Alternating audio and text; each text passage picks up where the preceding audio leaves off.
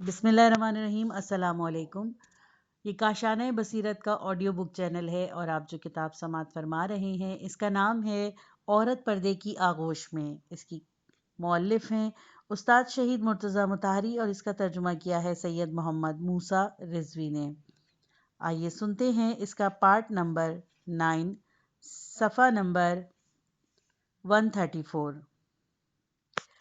در حقیقت پہلا احتمال محکم ترین احتمالات میں سے ہے، اور ایسی روایتیں بھی ملتی ہی ہیں جن میں مسلمان عورتوں کو یہودی اور نصرانی عورتوں کے سامنے برہنہ ہونے سے منع کیا گیا۔ ان روایت میں اسناد ہوتا ہوا ہے کہ ممکن ہے غیر مسلم عورتیں مسلمان عورتوں کے حسن کا اپنے شوہروں یا بھائیوں سے تذکرہ کریں۔ یہاں یہ بات قابل توجہ ہے کہ کسی مسلمان عورت کے لیے جائز نہیں کہ وہ دوسری عورتوں کی زیبائش کو اپنے شوہر کے لیے بیان کرے۔ یہ قانون مسلمان عورتوں کے ایک دوسرے کے سامنے محفوظ رکھتا ہے، لیکن غیر مسلمان عورتوں کے لیے یہ مسئلہ ناقابل اطمینان ہے۔ ممکن ہے کہ وہ اپنے شوہروں کے سامنے مسلمان عورتوں کے حسن کو ظاہر کریں، لہٰذا مسلمان عورتوں کو تاکید کی گئی ہے کہ وہ اپنے آپ کو ان سے پوشیدہ رکھیں، لیکن پھر بھی آیت نے مکمل طور پر اس بات کی صراحت نہیں کی کہ ان کے سامنے بناؤ، سنگھار اور خوبصورتی کا اظہار حرام ہے۔ لہٰذا دیگر دلائل اور قرائن سے یہ بات کہی جا سکتی ہے کہ یہ عمل مکروہ ہے۔ عام طور پر فقہا اس مسئلے میں غیر مسلمان عورت کے سامنے مسلمان عورت کے پردے کے قائل نہیں، بلکہ وہ صرف پردہ نہ کرنے کی کراہت پر فتویٰ دیتے ہیں۔ اپنے کنیز و غلام، اس جملے میں دو باتوں کا احتمال ہے۔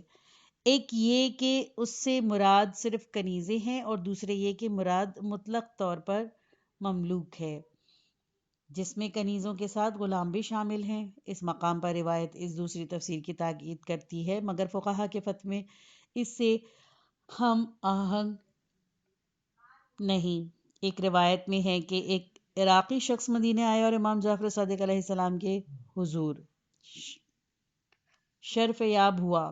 گفتگو کے دوران جب اہل مدینہ کے بات درمیان میں آئی تو اس شخص نے اعتراض کیا اور کہا کہ یہ لوگ اپنی عورتوں کو غلاموں کے ساتھ بھیجتے ہیں اور سوار ہونے کے وقت غلاموں سے مدد لیتے ہیں، مثلاً غلاموں کے کاندھوں پر ہاتھ رکھ کر سوار ہوتے ہیں۔ امام جعفر صادق علیہ السلام نے فرمایا اس میں کوئی مضائقہ نہیں، اور اس کے بعد آپ نے اسی موضوع سے متعلق سورہ احزاب کی آیت نمبر 55 کی یوں تلاوت کی، یعنی اپنے باپ، دادا، بیٹے، بھائی، بھتیجے، بھانجے، خواتین اور لونڈی غلاموں کے باب میں عورت کے لیے کوئی حرج نہیں۔ ریفرنس نمبر 1، جلد کافی جلد 5، صفحہ نمبر 531۔ کنیز ہو یا غلام، اسلام بعض احکامات میں ان کے لیے استثناء کا قائل ہے، مثلاً پردے اور حرمت کے نظر کے اعتبار سے کنیزوں اور آزاد عورتوں میں بڑا فرق ہے۔ کنیزوں پر یہ واجب نہیں ہے کہ وہ اپنے سر ڈھانپیں، حالانکہ آزاد عورتوں پر سر کا ڈھانپنا واجب ہے۔ ظاہر ہے اس کا سبب ان کی خدمت گاری ہے، اور بعید نہیں کہ غلام بھی اس طرح کا استثناء رکھتے ہوں۔ تاہم جیسے کہ ہم عرض کر چکے ہیں کہ فقہا کے فتووں کے اعتبار سے یہ حکم بعید ہے، لیکن دوسری طرف او ما مالکت ایمانہم کے جملے کو بطور خاص کنیزوں پر محمول کرنا بھی دور راز فہم ہے۔ اگر ہم مملوک کے استثناء کو صرف کنیزوں کے لیے منحصر کریں تو کہنا پڑے گا کہ آزاد عورتیں ایک دوسرے کے لیے مطلق محرم ہیں، لیکن کنیز آزاد عورتوں کے لیے محرم نہیں ہے، مگر وہ آزاد عورت جو اس کی ملکہ ہو۔ اور جب ہم اس بات کو اس فتوے میں اضافہ کریں جس میں کہا گیا کہ بہت سے فقہا نے کنیزوں کے لیے پردے کو غیر مردوں کے سامنے بھی واجب نہیں جانا، تو بڑا عجیب نتیجہ برآمد ہوگا، وہ یہ کہ کنیز تمام مردوں کے لیے محرم ہے اور آزاد عورتیں تمام کنیزوں کے لیے نامحرم ہیں۔ گویا کنیز اس حکم میں مردوں کی صف میں داخل ہو جائے گی، اور یہ صورت کبھی درست نہیں ہوگی۔ وہ مرد جنہیں عورتوں کی حاجت نہیں، مسلم طور پر اس جملے میں وہ دیوانے اور عقل سے عاری افراد شامل ہیں جن میں کوئی شہوت نہیں اور عورت کی کشش محسوس کرنے سے قاصر ہیں۔ بعض افراد نے اس آیت میں زیادہ عمومیت پیدا کی ہے اور ان میں محل سراؤں کے مخنثوں کو بھی اس بنیاد پر شامل کر لیا ہے۔ ان میں بھی عورتوں کی خواہش نہیں ہوتی۔ گزشتہ دور میں اس فتوے کی بنیادوں پر مخنثوں اور خواجہ سراؤں کو محرم سمجھ کر انہیں حرم سراؤں کی خدمت پر مامور کیا جاتا تھا۔ بعض دوسرے افراد نے اس آیت کو اور زیادہ وسعت دے دی اور کہا ہے کہ اس میں فقراء اور مساکین بھی شامل ہیں، جو لوگ روٹی کے ایک نوالے کے لیے محتاج ہیں، اور طبقاتی فاصلے کے اعتبار سے بھی ان میں بہت دوری پائی جاتی ہے۔ ہرگز جنسی مسائل کی فکر انہیں لاحق نہیں ہوتی۔ لیکن سچ تو یہ ہے کہ اس آیت کے مفہوم میں اس قدر وسعت اور غیر حقیقی ہے۔ دراصل اس میں وہی پہلے طبقے کے افراد آتے ہیں، اور اگر ہم اسے زیادہ عمومیت دینا چاہیں تو زیادہ سے زیادہ دوسرے طبقے کو بھی اس میں شامل کر سکتے ہیں۔ جنسی امور سے ناواقف یا اس پر قدرت نہ رکھنے والے بچے۔ اس حصے کی بھی دو طرح سے تفسیر کی جا سکتی ہے۔ لم یظہروا کا جملہ ظہور کے مادے سے ہے اور اعلیٰ کے جملے میں اسے متعدی بنایا ہے۔ ممکن ہے ان دونوں لفظوں کی ترکیب اطلاع کے مفہوم پیش کرے۔ اس صورت میں معنی یہ ہوں گے وہ بچے جو عورتوں کے پوشیدہ راز سے واقف نہیں، اور ممکن ہے اس سے غلبہ اور قدرت یعنی مفہوم لیا جائے۔ ایسی صورت میں مراد یہ ہوگا ایسے بچے جو عورتوں کے پوشیدہ امور سے استفادہ پر قدرت نہیں رکھتے۔ پہلے احتمال کے مطابق ناسمجھ بچے مراد ہیں جس میں ایسی باتوں پر دھیان نہیں دینے کی صلاحیت نہیں رکھتے، لیکن دوسرے احتمال کے مطابق وہ بچے مراد ہیں جو جنسی امور پر قادر نہیں، اور ہم انہیں نابالغ بچے کہہ سکتے ہیں، ہرچند ان میں تمیز پیدا ہو گئی ہو۔ دوسرے احتمال کے مطابق وہ بچے جو سب کچھ سمجھتے ہیں اور ابھی حد بلوغت کو نہیں پہنچے اس اصطلاح میں شامل ہیں، اور فقہا کے فتوے بھی اسی تفسیر کے مطابق ہیں۔ اس کے بعد ارشاد ہوتا ہے وَلَا يُضْرِبْنَ بِأَرْجُلِهِنَّ لِيَعْلَمَ مَا يُخْفِينَ مِنْ زِينَتِهِنَّ، یعنی عورتیں اپنی زینتوں کے اظہار کے لیے زمین پر پاؤں مار کر نہ چلیں۔ عرب عورتیں عام طور پر پازیب پہنتی تھیں، اور یہ بتانے کے لیے کہ انہوں نے قیمتی پازیب پہن رکھی ہے، اپنے پیر کو زور سے زمین پر مار کر چلا کرتی تھیں۔ اس آیت کریمہ نے انہیں اس امر سے روکا ہے اور اس کی نہیں فرمائی ہے۔ اس آیت سے یہ مفہوم نکلتا ہے کہ تیز خوشبو، پرکشش آرائش جیسی ہر وہ چیز جو مردوں کی توجہ کو اپنی طرف مبذول کرتی ہے، عورت کے لیے ممنوع قرار دی گئی ہے۔ اصولی طور پر عورتوں کو معاشرے میں کوئی ایسا کام نہیں کرنا چاہیے جو مردوں کی تحریک و تہجید کا باعث ہو، یا نامحرم لوگ اس عمل سے ان کی طرف متوجہ ہوں اور ان میں دلچسپی لیں۔ آیت کا آخری جملہ ہے ترجمہ، یعنی اے اللہ کے مومنوں، تم سب کے سب اللہ کے حضور توبہ کرو تاکہ تمہیں فلاح اور راستگاری حاصل ہو۔ قرآن کا اسلوب یہ ہے کہ وہ تمام احکامات کے بعد لوگوں کو اللہ کی طرف متوجہ کرتا ہے تاکہ وہ احکامات پر عمل پیرا ہونے میں سہل انگاری سے کام نہ لیں۔ دیگر آیتیں سورہ نور کی 58، 59 اور 120 آیتیں بھی انہی مباحث سے متعلق ہیں۔ ہم ان کی بھی تفسیریں پیش کریں گے۔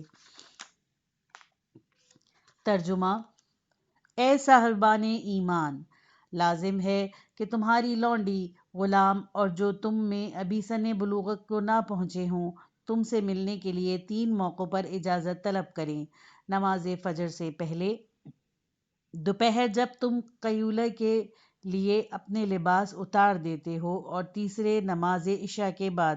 یہ تینوں تمہارے تخلیے کے وقت ہیں۔ ان تینوں وقتوں کے علاوہ بلا اجازت آنے جانے میں تمہارے کوئی ذمہ الزام نہیں، نہ ان کے ذمے، اور تم ایک دوسرے کے پاس آتے جاتے رہو۔ اللہ اس طرح تمہارے لیے احکام کھول کر بیان کرتا ہے۔ خداوند عالم بڑا جاننے والا اور حکمت والا ہے۔ اور جب تمہارے بچے بالغ ہو جائیں تو ان پر بھی لازم ہے کہ تمہاری خلوت گاہ میں آنے کے لیے دوسروں کی طرح اجازت طلب کریں۔ خداوند عالم اپنی آیتوں کو اس طرح کھول کر بیان کرتا ہے اور اللہ صاحب علم و حکمت ہے۔ وہ سن رسیدہ عورتیں جن کو نکاح کی امید باقی نہ ہو تو ان کے لیے اس صورت میں برقع اتار دینے میں کوئی حرج نہیں کہ وہ بناؤ سنگار کے عالم میں نہ ہوں اور قصد خود نمائی نہ رکھتی ہوں، لیکن اگر وہ برقع اتار دینے سے باز رہیں تو یہ ان کے لیے بہتر ہے، اور خداوند عالم سننے اور جاننے والا ہے۔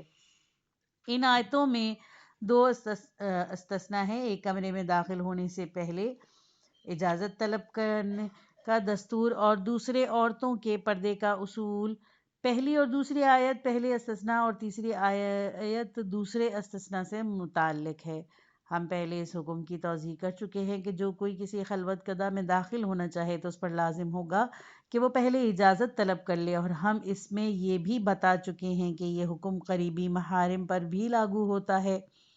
ان آیتوں میں دو طبقے اس دستور سے مستثنیٰ ہیں۔ ان دو طبقوں کے لیے صرف 3 وقتوں میں طلب اجازت ضروری ہے، مگر دوسرے اوقات میں وہ آزاد ہیں، اور وہ دو طبقے ہیں: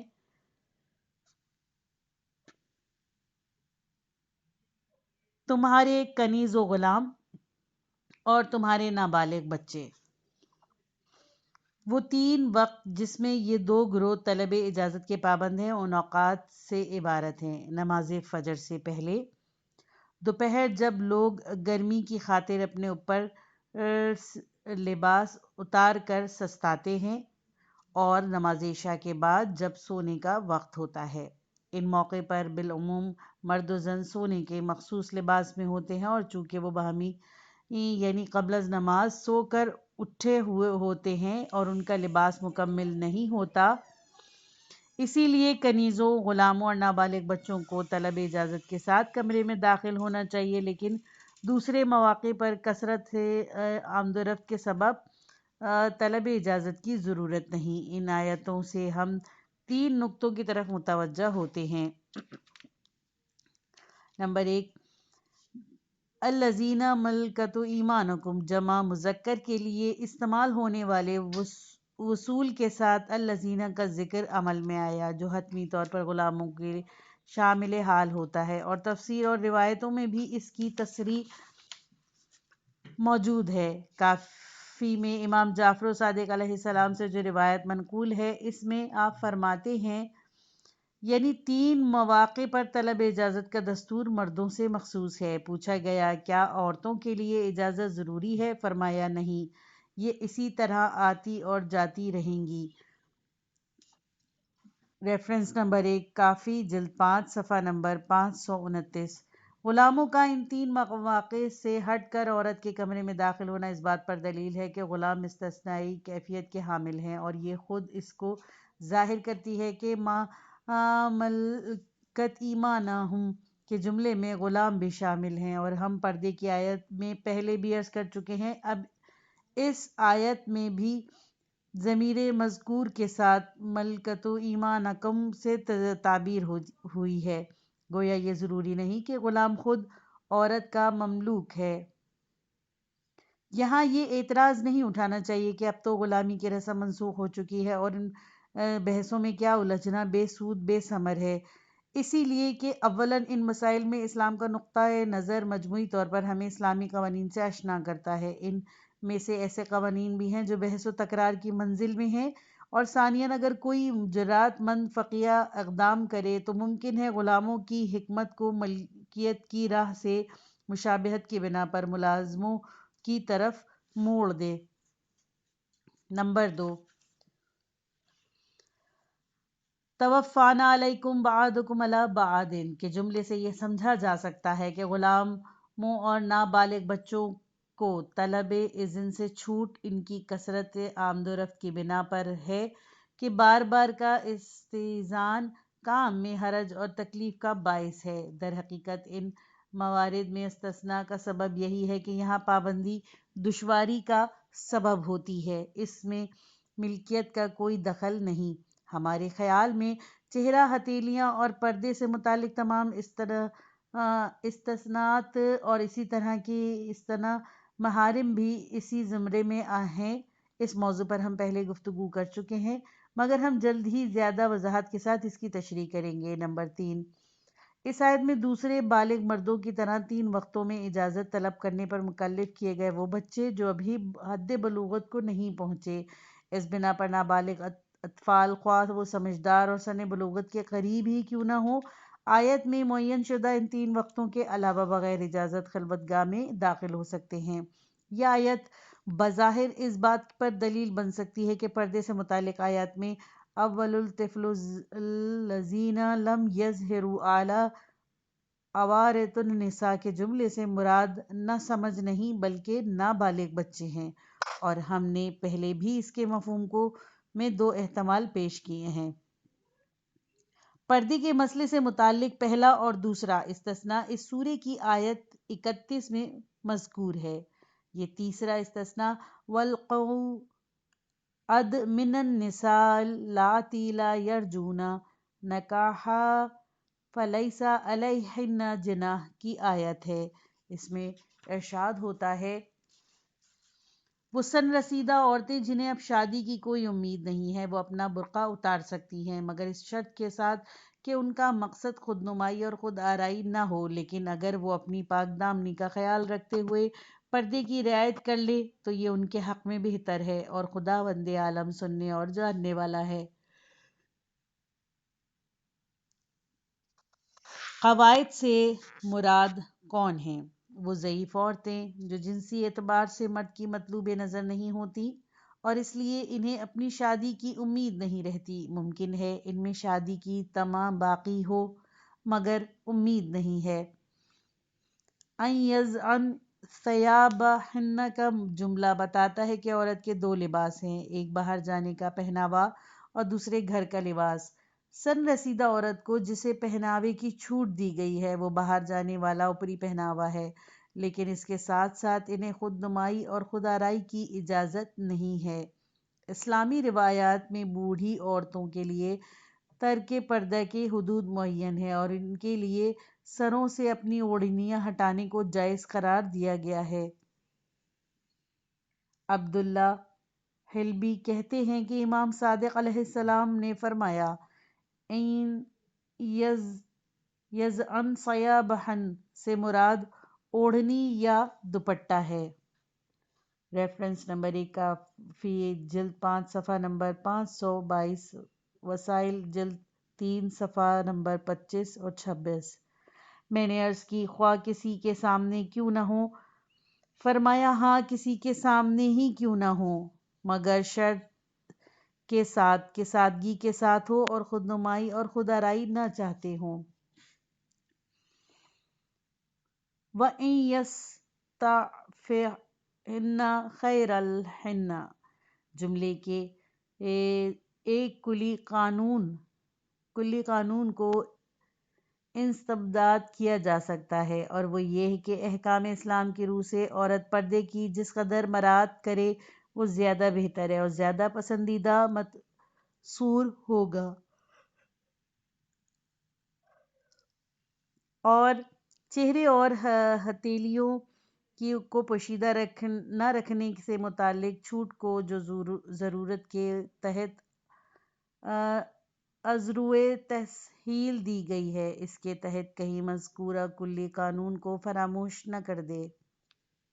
ازواج پیغمبر صلی اللہ علیہ وآلہ وسلم بنیادی طور پر پردے سے متعلق وہی سورہ نور کی آیتیں ہیں جنہیں ہم نے بیان کیا ہے۔ سورہ احزاب کی چند آیتیں ہیں جنہیں اس موضوع کے حاشیے میں ذکر کیا جا سکتا ہے۔ ان آیتوں میں سے کچھ آیتیں ازواج رسول صلی اللہ علیہ وآلہ وسلم سے متعلق ہیں اور کچھ کا تعلق ان احکامات سے ہے جو پاک دامنی اور پرہیزگاری کے تحفظ میں وارد ہوئی ہیں۔ سورہ احزاب آیت نمبر 32-33۔ ان 2 آیتوں میں ازواج پیغمبر صلی اللہ علیہ وآلہ وسلم سے خطاب کیا گیا ہے۔ اے رسول صلی اللہ علیہ وآلہ وسلم کی بیویوں، تم دوسری عورتوں کی مانند نہیں ہو، پس تم کو اگر پرہیزگاری منظور ہے تو کسی اجنبی سے نرم زبان میں گفتگو نہ کرو کہ جس سے بیمار دل افراد لالچ میں پڑ جائیں، بس شائستگی کے ساتھ صاف صاف گفتگو کیا کرو اور اپنے گھروں میں بیٹھی رہو اور قدیم دور جاہلیت کی طرح خود نمائی اور خود آرائی کی کیفیت کے ساتھ باہر نہ نکلا کرو۔ اس حکم سے ازواج پیغمبر صلی اللہ علیہ وآلہ وسلم کو گھر میں مقید بنا کر رکھنا مقصود نہیں ہے، کیونکہ تاریخ اسلام اس پر گواہ ہے کہ رسول خدا صلی اللہ علیہ وآلہ وسلم سفر کے دوران ازواج کو بھی اپنے ساتھ رکھا کرتے تھے اور انہیں باہر نکلنے سے منع نہیں فرماتے تھے۔ اس حکم سے مراد یہ ہے کہ عورت بغرض خود نمائی گھر سے باہر نہ نکلے، اور خاص طور پر ازواج پیغمبر صلی اللہ علیہ وآلہ وسلم کے بارے میں یہ ذمہ داری زیادہ شدید اور سخت ہے۔ سورہ احزاب میں ارشاد ہوتا ہے، سورہ احزاب کی آیت نمبر 53 کی تشریح۔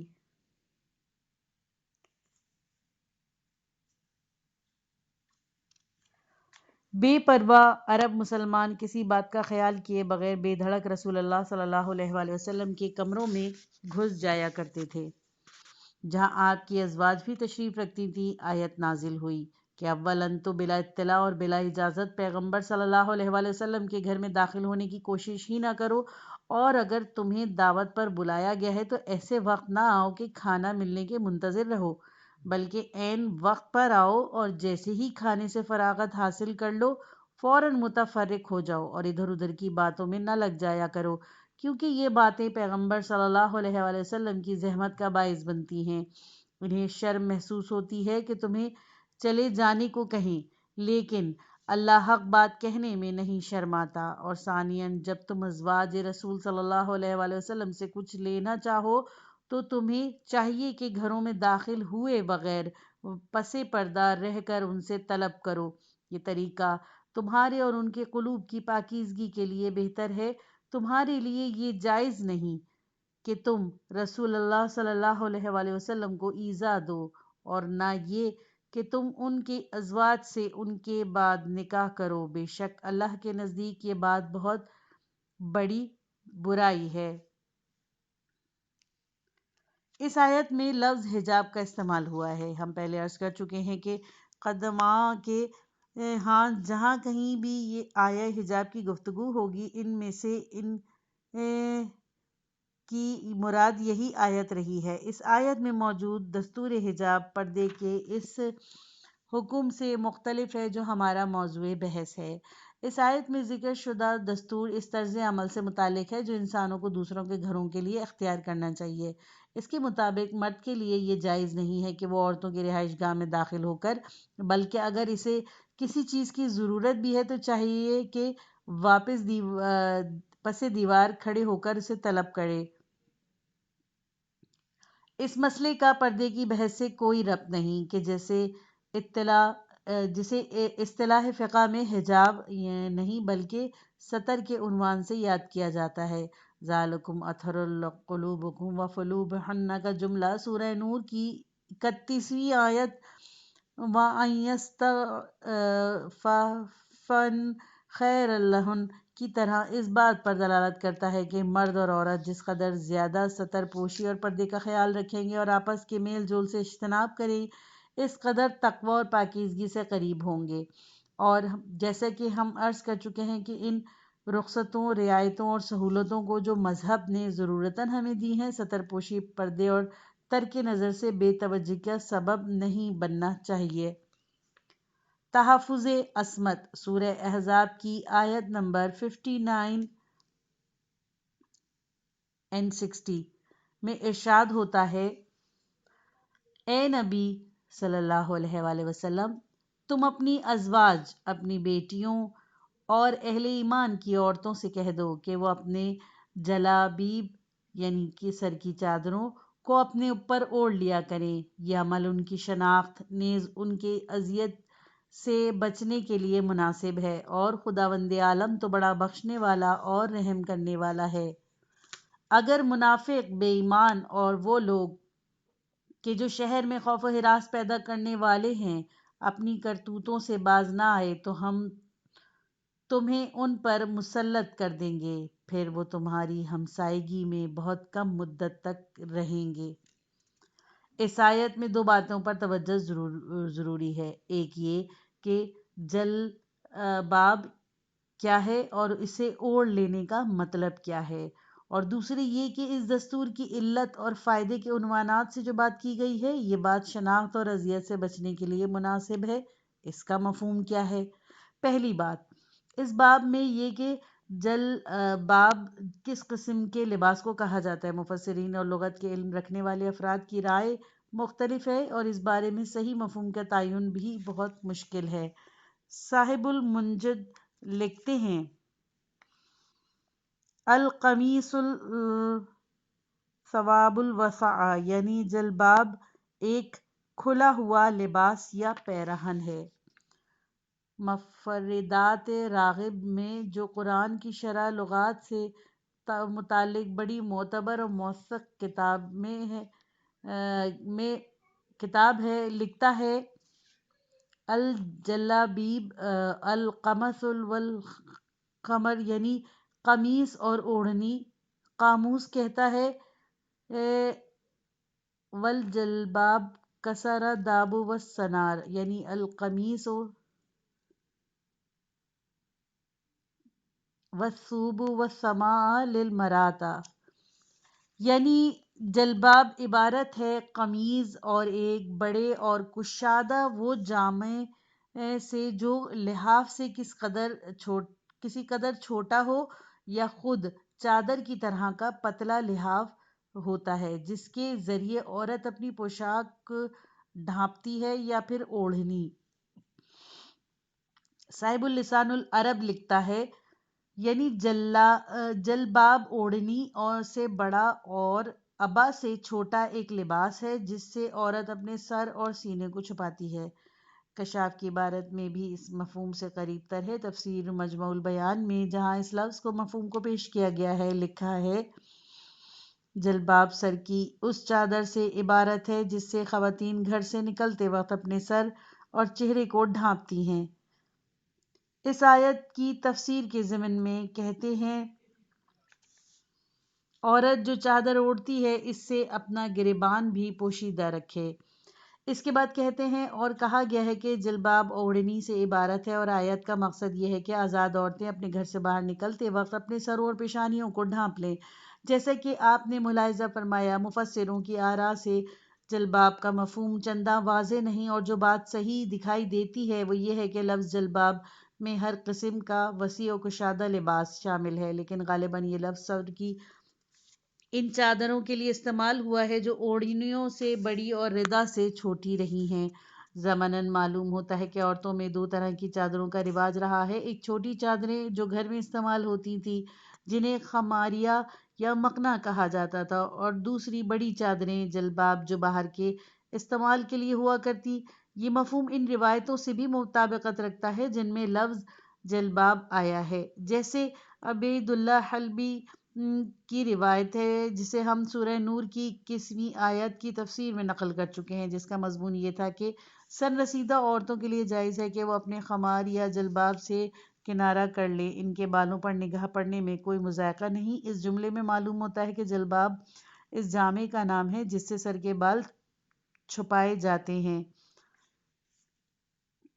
اس طرح اس آیت کے متعلق کافی جلد نمبر 5 صفحہ نمبر 522 کی دیگر روایتوں میں بھی امام جعفر صادق علیہ السلام سے وارد ہوا ہے، یعنی جب عورت سن رسیدہ ہو جائے تو اس کے لیے ترک چادر جائز ہے۔ اس بنا پر جلباب کو اپنے سے قریب کرنے کا مقصد اس کو اوڑھنا ہے، یعنی جب عورتیں گھر سے باہر نکلنا چاہیں تو اپنی بڑی چادروں کو اپنے ہمراہ رکھیں۔ البتہ کسی چیز کو اپنے نزدیک کر لینے کے لغوی معنی اس کا پہننا نہیں ہے، بلکہ موارد یہ استفادہ ہوتا ہے کہ جب کسی عورت سے یہ کہا جاتا ہے کہ اپنے لباس کو اپنے سے قریب کر لو تو مطلب یہ ہوتا ہے کہ اسے نہ چھوڑو، اسے سمیٹ کر ایک طرف نہ رکھو، اسے بے اثر اور بے خاصیت نہ جانو اور اپنے آپ کو اسے ڈھانپ لو۔ عورتوں میں بڑی چادر کا استعمال دو طرح کا ہوتا ہے، ایک عادتاً اور ایک رسماً، جو آج کل دکھائی دیتا ہے۔ اس چادر سے بدن کا کوئی حصہ نہیں چھپتا، اسے یوں ہی کاندھوں پر چھوڑ دیا جاتا ہے۔ چادر اوڑھنی کے انداز میں یہ بتا دیتا ہے کہ انہیں غیر مردوں سے کوئی پرہیز نہیں، اور یہ بھی پرواہ نہیں کہ نامحرم نظریں ان کا بھرپور جائزہ لے رہی ہیں۔ چادر پوشی کا دوسرا طریقہ اس کے برعکس ہے۔ عورت چادر کو اپنے ارد گرد اس طرح اوڑھتی ہے کہ دیکھنے والوں کو اندازہ ہو جاتا ہے کہ ایک باعصمت خاتون جا رہی ہے۔ یہ بات خود بخود مردوں کو ان سے دور رکھنے کا سبب ہوتی ہے اور دل میں خباثت رکھنے والوں کے لیے مایوسی۔ ہم بعد میں یہ بھی بتائیں گے کہ اس جملے کے ذیل میں جو تعمیل ہے وہ اس مفہوم کی تائید کرتی ہے۔ یہ پارٹ ختم ہوا۔ کتاب کا اگلا حصہ نیکسٹ پارٹ میں سنیے۔